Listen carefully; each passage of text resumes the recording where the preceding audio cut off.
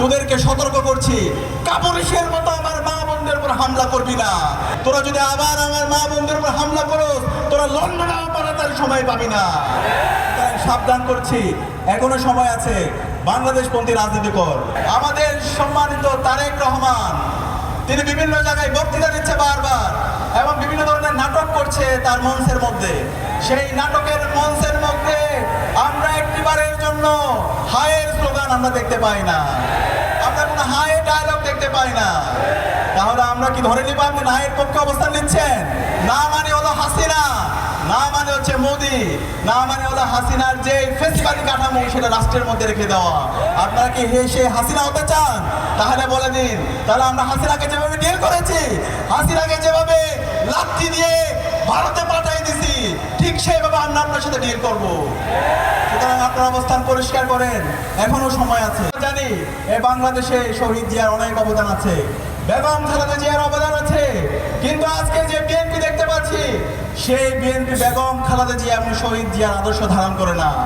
বাংলাদেশপন্থী যে রাজনীতি, সেই রাজনীতিকে তারা ধারণ করছে না।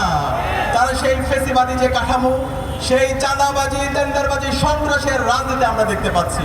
সুতরাং আমরা অনুরোধ করব, বিএনপিকে আপনারা নিজেদের মধ্যে সংশোধন করেন, জুলাইকে ধারণ করেন, জুলাইয়ের শহীদদের আকাঙ্ক্ষাকে ধারণ করেন এবং খুব দ্রুত সময় আপনারা হায়ের পক্ষে আপনাদের ক্যাম্পেইন শুরু করেন। কিন্তু হায়ের পক্ষে যদি আপনাদের অবস্থান পরিষ্কার না করেন, তাহলে 12 ফেব্রুয়ারি পর্যন্ত যেতে হবে না। তার আগে বাংলাদেশের মুক্তিকামী ছাত্র জনতা আপনাদের বিরুদ্ধে গণরায় দিয়ে দেবে। ইতিমধ্যে আপনাদের যে অবস্থান ছিল, আপনাদের ভুল রাজনীতির কারণে আপনাদের সেই অবস্থান নষ্ট হয়ে যাচ্ছে। এক সময় শহীদ জিয়া যখন ছিল এবং বেগম খালেদা যখন ছিল, বিএনপি অনেক বড় দল ছিল।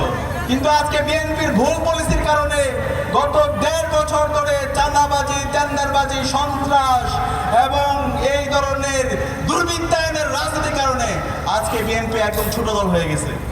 সুতরাং আপনারা যদি আবার আগের অবস্থায় নিজেদেরকে ফিরে নিতে চান, তাহলে আপনারা এখনো সময় আছে, হায়ের পক্ষে আপনারা ক্যাম্পেইন শুরু করেন, তরুণ প্রজন্মকে ধারণ করেন, জুলাই বিপ্লবের আকাঙ্ক্ষাকে ধারণ করেন। বাংলাদেশের যে গণতান্ত্রিক ধারা অব্যাহত হয়েছে ছাত্র সংসদ নির্বাচনকে কেন্দ্র করে, সেই নির্বাচনগুলোর পথে আপনারা অন্তরায় হবেন না। আমরা অনুরোধ করব তারেক জিয়াকে, আপনি দ্রুত সময়ের মধ্যে আপনার এই রাজনৈতিক দলকে, আপনার দলের গুন্ডাদেরকে আপনি সামলান। আমরা গতকালকে দেখতে পেয়েছি জুলাই বিপ্লব পরবর্তী আমাদের যে আকাঙ্ক্ষা ছিল বাংলাদেশের নির্বাচন হবে ফ্রি, ফেয়ার, ক্রেডিবল এবং সহিংসতা মুক্ত, কিন্তু আমরা দেখতে পেয়েছি গতকালকে শেরপুরে বাংলাদেশ জামাত ইসলামের উপজেলা সেক্রেটারি রেজাউল করিম ভাইকে বিএনপি সন্ত্রাসীরা কুপিয়ে হত্যা করেছে। এখন পর্যন্ত এই সন্ত্রাসীদেরকে রাষ্ট্র অ্যারেস্ট করতে ব্যর্থ হয়েছে এবং প্রায় 100-র অধিক নাগরিকদেরকে আহত করেছে। আমরা বলতে চাই, নির্বাচন কমিশন আপনারা কি করছেন? আপনারা এখন পর্যন্ত হাতে চুরি পরে বসে আছেন। আপনাদের কাজ কি? এই নির্বাচন যদি সুস্থ, অবাধ এবং নিরপেক্ষ করতে না পারেন, বিগত ফেসিবাদী আমলে বাংলাদেশের নির্বাচন কমিশনের যে পরিণতি হয়েছিল, তার চাইতে খারাপ পরিণতি আপনাদের হবে।